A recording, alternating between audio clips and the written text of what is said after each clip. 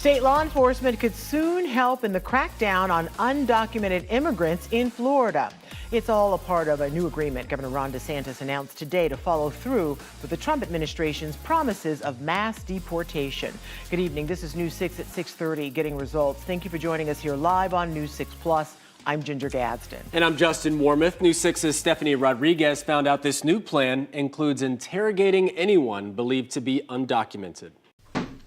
Governor DeSantis made the announcement at the state capitol Friday morning. This program authorizes ICE to delegate to state and local enforcement officers the authority to perform specified immigration officer functions under the agency's direction and oversight. The agreement between Florida and the federal government falls under ICE's 287G program, which according to its website allows local law enforcement agencies to help the federal government track down illegal immigrants. On Friday, DeSantis added the Florida Highway Patrol to those agencies. DeSantis says troopers will now be able to arrest and detain people attempting to enter the U.S. unlawfully, serve and execute warrants of arrest for immigration violations, and administer oaths and take evidence for processing, all to speed up the deportation process. It's disgusting, honestly. Immigration advocates like Renee Gomez from the Farm Worker Association of Florida say while this isn't surprising given the anti-immigrant rhetoric from D.C. and Tallahassee, it will put people on edge. We knew something like this could happen, right? Unfortunately, now it's a reality, and now people have to just be even more worried that if they're going to go drop off their kids to school, if they have to take their parents to, I'm getting emotional just talking about it. You're making a complete waste of public dollars in when it could actually help the community. According to DeSantis, the agencies will be able to ask anyone about their citizenship status solely on suspicion. This agreement will give FHP expanded power and authority to interrogate any suspected alien or person believed to be an alien as to their right to be in the United States. And if they are found to be in violation of proper immigration status, they will be further detained and processed for state or federal offenses. When you hear that, where does your mind go? What do you think? Right. I mean, I drive with a little Mexican flag, all right, on my window in the car. Right? Is that going to be enough? Right. I've been here since I was 3 years old. Right. I went to high school here. I went to college here. It's so infuriating. While DeSantis says extensive training is needed before this can begin, Gomez tells me even without the state agencies, immigration enforcement is happening in the area. And we got a report that ICE stopped him on the road, immediately started speaking Spanish to him, right, to try to get him. And he says, "¿De dónde eres? Where are you from?" And the man's like, "Oh, I'm a U.S. citizen. Speak to me in English." So we're already seeing this tactics. Stephanie Rodriguez, getting results, News 6. Taking a live look now over downtown Orlando from the Light Orlando Delivering Hope camera. Another beautiful night out there, nice and warm. Looking forward to the weekend. Oh, that happened since Monday, but, but it is nice that it's finally here. I was saying a little while ago, I actually had lunch outside and it was comfortable. Awesome. It was So nice. so nice. So nice. Take it away, Jonathan. I was going to say, I was thinking of the weekend since last Sunday night, so I got to beat just by a few hours Just anyway. a little bit, yeah. Just a little bit. It's going to be gorgeous this weekend if you've been waiting for it for a while. Temperatures today getting back into the lower 80s. We will see them back in the lower 80s for the next couple of days, both Saturday and Sunday, looking fantastic. If you have plans to be outside, if you don't, you probably should. We're at 78 in Groveland, 76 degrees in Leesburg. These are the current temperatures now. Palm Bay, good evening. We are at 73 West Melbourne. We're back to 72 also in Melbourne, and we will continue to watch a very comfortable night. Hardly a cloud in the sky, just a few up there. All the active weather closer to the banner where it says satellite and radar. That puts it into the Carolinas. Over the next week to 10 days, we are going to keep that active stretch really far to our north. That's going to allow the warmth to continue to build over the next several days as well. We're at 76 by 7, 73 degrees by 9. Other side of midnight, we are still in the mid-60s. A very pleasant night, a very comfortable night to be outside. It gets even warmer, though, as we get towards the middle and latter stages of next week. We're going to pinpoint that for you coming up at about 6:47, guys. Jonathan, thank you. We do want to warn you, you might be offended by this next story. A local elected official who is also a veteran said that Islam does not belong in the United States. So here's exactly what a Palm Bay councilman wrote on X last night. That's right here. He then doubled down on his comments, writing, quote, "I said what I said." Those who this councilman had upset had the chance to address him at last night's city council meeting. News 6's James Barbero shows us how that went. Do not drag the beautiful city of Palm Bay into your racist foolishness. And that's what it boils down to. That an entire population of individuals should be banned from this country? That's the most asinine thing I've ever heard, especially out of a local commissioner. You ought to be ashamed of yourselves. Emotional public comment directed at Palm Bay Councilman Chandler Langevin. Last night's discussion about his ex-post started with anger from the community, like the woman who you just heard, and this woman, speaking on behalf of where I'm at right now, Brevard County's Islamic Society. To anyone feeling unwelcome, unsafe because of the recent comments, we see you and we value you, and we stand with you. Our community is richer because of you, and no hateful words can change that truth. To those looking for an apology from Langevin, he then defended his comments while other council members did not support what he said. I said that the ideology of Islam, particularly the political component, does not belong in the United States. There's nothing wrong with that, with saying that. And so, no, I'm not going to apologize. I don't appreciate the extra burden and stress that was put on myself and the rest of council and staff this week from an individual's comments. I don't think it benefits the city. I don't think it benefits what we're trying to do here. There's a huge responsibility as we serve 140,000 people to be respectful, to be mindful of how your words could lift families up or tear down and divide us. Councilman Langevin told me he couldn't meet me today before my deadline. We just worked together last month when he led the discussion about keeping fluoride out of Palm Bay's tap water. So since I couldn't interview him today, he gave me this statement which references the White House. My message is on par with the administration's. We welcome anyone from anywhere that is coming to the United States for a better life and willing to respect our constitutional republic. There are radical and political sections within Islam that are not compatible with our laws and customs, and those ideologies do not belong in the United States. In Palm Bay, Brevard County, I'm James Sparvero, Getting Results News 6. An Ocala man has pleaded guilty on charges of enticing a minor for sexual activity. 6-year-old Scott Colson faces at least 10 years in federal prison after his guilty plea. He was indicted last August by a grand jury. In July, a Marion County undercover detective posing as a 15-year-old girl online was contacted by Colson. He asked to meet and engaged in sexually explicit chat. Colson was arrested at a planned meeting spot. His phone revealed other child exploitation materials. The case is part of Project Safe Childhood, a Department of Justice initiative to fight child sexual exploitation. A disturbing incident on UCF's campus was reported by the school's newspaper. It involves a UCF fraternity under investigation and a hazing incident possibly involving anti-Semitism. So this photo and article in UCF's student-run Night News is about a fraternity on campus that is accused of using hate symbols in one of its hazing rituals. An article in the student-run Night News has generated a lot of attention. The photo shows a blindfolded student holding what looks to be a swastika symbol. The student's face is blocked out. Author Andrew Rollins says he hopes his article will put an end to hateful incidents. It's disturbing, honestly. I'm just glad we can educate the public of what happened. I also want to keep a close eye of how the fraternity and UCF are handling it. Shouldn't be swept under the rug. UCF sent us a statement saying it is reviewing the incident. Orange County Supervisor of Elections Karen Castor-Denzel announces the municipal general election will be taking place on Tuesday, March 11th. 5 municipalities are taking part in this election. That includes Belle Isle, Maitland, Ocoee, Windermere, and Winter Park. Voters in Ocoee and Winter Park will also decide on referendum questions that will appear on the ballot. And for those who wish to vote by mail in the upcoming election, they must submit a new request to receive a mail ballot. That includes all 5 cities. We have a list of every election for Central Florida voters in 2025. You can find it all at clickorlando.com. Florida International University's Board of Trustees has approved Lieutenant Governor Jeanette Nunez as interim president effective February 17th. Now, this appointment means Governor Ron DeSantis will name a new lieutenant governor. Nunez, a Miami native with Cuban heritage, holds degrees from FIU and was DeSantis' running mate in 2018 and 22. She has experience in South Florida Florida hospital system and as an FIU professor and advisor. Roger Tobar chairs the FIU Board of Trustees.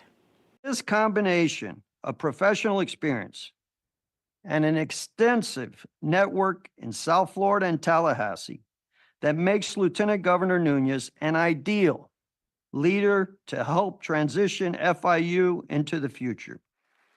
Governor Ron DeSantis said today he supports the appointment.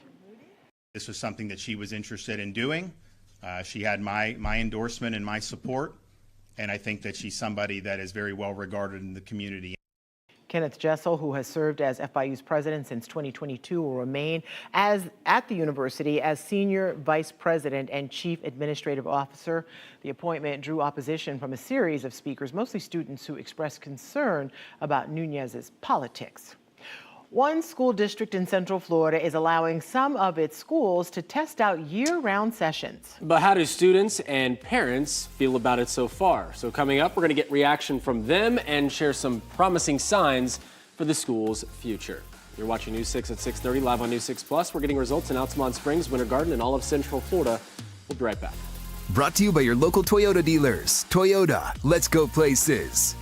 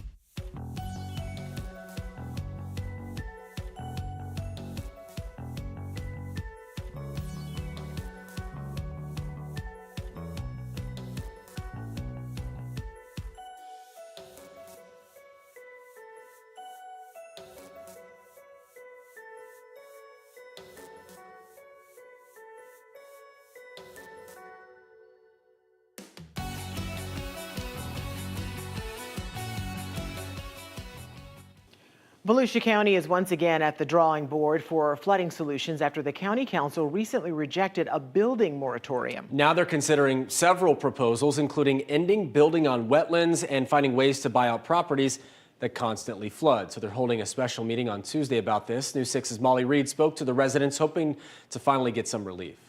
The residents here and all of their neighbors around them say they will be at that meeting with bells on. They live just outside of DeLand in unincorporated Volusia County.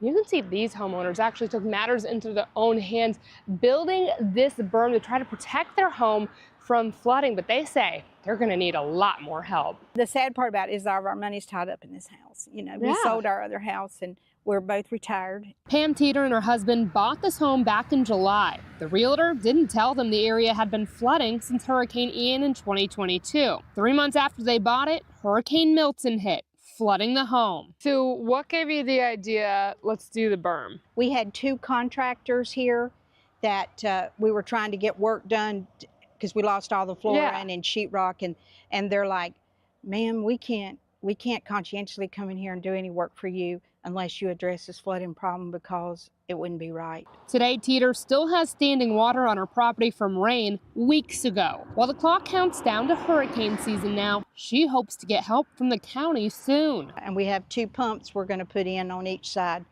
of the property, you know, because of course any water we get over here, you know, we got to get out. Now, the county council at this meeting next week is going to discuss several proposals. They include no longer allowing building on wetlands, finding a realistic plan for the county to buy low-lying homes and land to prevent more flooding, and also taking a look at county-owned lands in flooding areas and finding a way for that water to get to retention ponds. It's a losing battle for us because it seems like it definitely will happen to us again. And please help us. And again, that special meeting is on Tuesday, February 11th at 4 p.m. in the county council chambers in DeLand. In Volusia County, I'm Molly Reed getting results, News 6. All right, let's take you outside right now. And why not? Wow. Because look at it. Take that in, everybody. Boy, this oh is boy. a live look outside now at our Mount Dora cam. And I would like to be out there right this moment. Me too. Gorgeous. You just bring it up. Unfortunately, we do have to toss it over to meteorologist Jonathan. Don't need me. Can't really beat that, Jonathan. No one can. It's absolutely gorgeous out there, and we're really looking forward to getting outside this weekend. I know the weather plays a big role, and we're going to be wanting to get outside because it's going to be so nice. Fantastic. Starts in the 50s and low 60s, temperatures in the low 80s, and it's that nice refreshing feel that you were talking about this morning or this evening. For I don't lunch. even know what day it is. Yeah. The lunch is going to be great outside. All of outside is good. All of it. Breakfast, lunch, dinner, appetizer. Here's a live look outside Port Canaveral, Brevard County with our Launch Credit Union camera. The breeze is even subsiding outside. That's going to help a little bit of patchy fog, though, to get going again. We'll be watching for that tomorrow morning. So if you are up early, just keep it easy out there for the patchy fog to develop. We're seeing things finally gradually taper off in that department, though, when compared to where we've been over the past several mornings, especially earlier in the work week. We are at 66 degrees under a mainly clear sky right now, and skies should remain clear for most of the evening. We're back to 76 in Leesburg, 78 degrees in Kissimmee, Micco. We're checking in at 72 right now. We're at 66 at the Cape. That's that cooler air off of the Atlantic Ocean and with that wind shift. So nice and cool for us along the coast. Visibility doing okay late tonight. Just some patchy fog along the coast. And notice how it's in patches again. That's why we call it patchy. You see it's thick around Bushnell overnight. That's 1 o'clock in the morning. Pretty thick around Melbourne into Palm Bay, West Melbourne as well. New Smyrna, Daytona Beach. And then it gets better and then it gets worse in spots. So again, just keep it easy if you're driving 95 or 75 or through I-4. You see it improving a little bit in Leesburg, not so much in Claremont, though, as we approach sunrise tomorrow. And then same kind of deal. See, Bushnell would go back to 0 according to the model there. Just know that there's going to be some fog around, not as widespread, but where we have it, it will be on the thicker side. So just, again, pay close attention tomorrow. Speaking of tomorrow, there we go, waking up to around 60 in the Villages, 63 into Mims and Titusville, 62 degrees in Orlando. Into Pine Hills, we're back to the low 60s, 57 degrees in Palm Coast tomorrow morning. Just watch out again for that patchy fog. That burns off quick, and it's a day pretty much like we saw today, maybe a degree or two warmer. We're back to the lower 80s in Oviedo, 83 in Bushnell, Ocala. We're going to check in tomorrow afternoon at 83 degrees too. Micco, we're back to around 80. We'll add another 80-degree day to the box again today. Showed you earlier, we did hit 81 today, so the entire week, starting on Sunday, we were back to the lower 80s. I think all of next week as well will be in the 80s. I really don't see much change coming down the pipeline until we get into Daytona 500 weekend. And of course, we'll be talking about the weather changing for the big race again coming into town. February 15th to the 21st outlook. We're still hanging on to a little bit of warmth. It's not as beat red as what we had before. That's the confidence on the lower side because notice all that blue hanging towards our north. We do have another round of colder air getting ready to come through. Certainly not as cold, not even close, at least for us, to what we saw back in January. But this will help to get us back down to more seasonable numbers. It's all about the timing of that front. It's going to be coming either Daytona 500 day, Sunday the 16th, or as we get into the start of the work week, Monday the 17th. So that's something that we're going to be watching down the road, of course, getting into next weekend. 83 on Sunday. Why can't the race be this weekend? I mean, there's always always something that we're looking at for race weekend, I feel like. And then we start to increase rain chances just a smidge. Notice how warm it is, though. By Thursday, we're back to 87 degrees, guys. Your forecast is sponsored by Florida Lottery. Looking very nice out there. Shout out Florida Lottery. I was going to say, play that lottery because we are winning it in the weather department. For sure. And that's what you call a segue, everyone. Yeah. Nice job, Jonathan. Thank you. In Marion County, Wyoming Park Elementary says its year-round school calendar, it's a pilot program, is getting results, even showing the school improving from a D to a C in less than a year into the program. So in July, 5 districts in the 5 schools in the county started the program as a result of a state law signed last year by Governor DeSantis with a goal of cutting down on learning loss. News 6's Jarrell Baker spoke to students and parents about it. It's Liam and his siblings' first year in the year-round pilot program at Wyoming Park Elementary School in Marion County, and the 5th grader says he loves it. It's the best thing I ever had, because in March 10th we get to have spring intersession. Yep, spring intersession. For 4 days off of school. His mom, Marcia Myers, says she's enjoying the program too. What was your initial reaction to the year-round program compared to now? At first, I was a little confused about it because to me it didn't really make sense. But then once we started doing it this year, I actually kind of like it because they get more school time. They need, because it was a D school, and seeing that it is being raised up to a C school, obviously it's working. So I'm excited about what Wyoming Park is able to do and Ms. Hunt and her team. Thursday, the school board reviewed data from this year's second state progress monitoring test, showing the students in 3rd through 5th grade had improved in several categories. We were trending up in 4th and 5th grade in both reading and mathematics. And we're so excited to see what our final score will be when we do our test in May. Principal Victoria Hunt says that scoring is up 14 to 15 points for 4th and 5th grade reading and math compared to this time last year. The data also shows improvements in attendance, less referrals, and less teacher vacancies, dropping from 9 to only 5 vacancies this year. This year-round school calendar is a draw for people. They like it, they think that it's beneficial to kids, and they're buying into being part of this. Some parents also say that they're enjoying the schedule as well. The breaks and whatnot have been really good for the kids. The spacing for the school's been nice. They seem to enjoy it a lot. Parents participated in an online survey to choose a schedule for the next upcoming school year. The school board will make their final decision on which calendar they'll choose on February 25th. In Marion County, Jarrell Baker getting results, News 6. So be sure and join us Wednesday, February 19th as we bring you the news live from Ormond Beach. We'll be at Grind Gastro Pub and Kona Tiki Bar from 4 to 7 p.m. and telling the stories you said you want us to tackle. We would love to have you come out so we can meet all of you. We'll see you then. The Federal Highway Administration sent out a memo yesterday ordering states to halt a $5 billion program to build fast EV chargers on highways nationwide. President Trump cites the initiative as an example of the Green New Deal. Last April, the Central Florida Expressway Authority broke ground on a new highway that connects Lake and Orange counties. Their nearly 4.5-mile Lake Orange Expressway is being called a first-of-its-kind project because it'll be a pioneering testbed for electric car charging. You can actually charge your car while you're driving. That's what makes it so first of its kind. But now, projects like this one could be in limbo. So we're going to bring you updates regarding similar projects, and you can read more about this by going to clickorlando.com. All right, taking a look now at Orlando International Airport from earlier today. All is quiet right now, and it was also quiet for the most part yesterday as well. However, we learned that a bird struck a Southwest Airlines flight as it was approaching Orlando International Airport yesterday. So we reached out to Southwest Airlines. A spokesperson said, quote, Southwest Flight 617 landed uneventfully and taxied under its own power to the gate after striking a bird on final approach. Our maintenance team will evaluate the aircraft before it returns to service. The Federal Aviation Administration has data on wildlife strikes from 1990 to 2023. Within that time span, a total of 292,000 wildlife strikes reported on non-military aircraft. Of that, about 61% of bird strikes occur during the landing phase of a flight.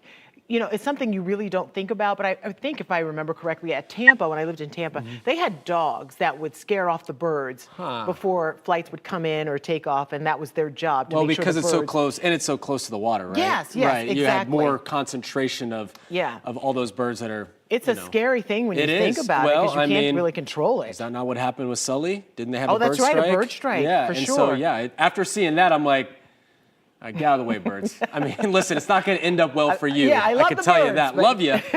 Just you got to go. Get. You got the whole sky. All right, we'll be right back.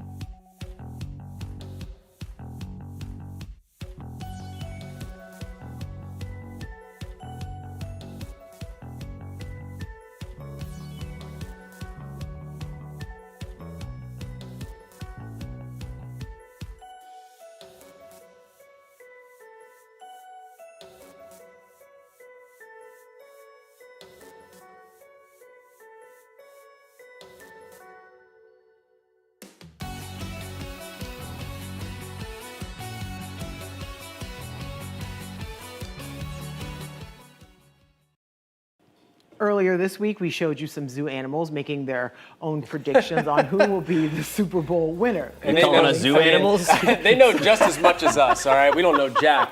But it's obviously a very popular tradition across zoos, across anywhere, making that prediction. And we're going to be making our own predictions on the Super Bowl and who we think will win. I don't know where the camera's going. It's kind of sliding around a little bit, but... It's like one of those electric things that defensive backs are going. You see it on training camp. All right. So we're all going to give our picks.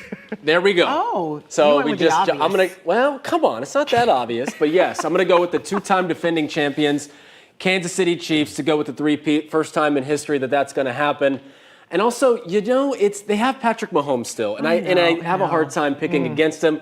I will say this is who I'm picking to win. I don't think I'm not rooting for them. I think I'm leaning a little bit more on the Eagles side. Okay, because are you? Because, all right, so my turn. I think the Eagles are going to win this one. Because does anyone remember the Super Bowl from 2023? Yes. They have revenge on their minds. I agree. Right now. I think they have something to prove. They have this little weapon called Saquon Barkley. That a girl. Right? Okay, thank you. And also, Jalen Hurts is the better looking quarterback. That's how I pick. That I will agree 100%. And no quarterback looks better than him. I agree. I agree.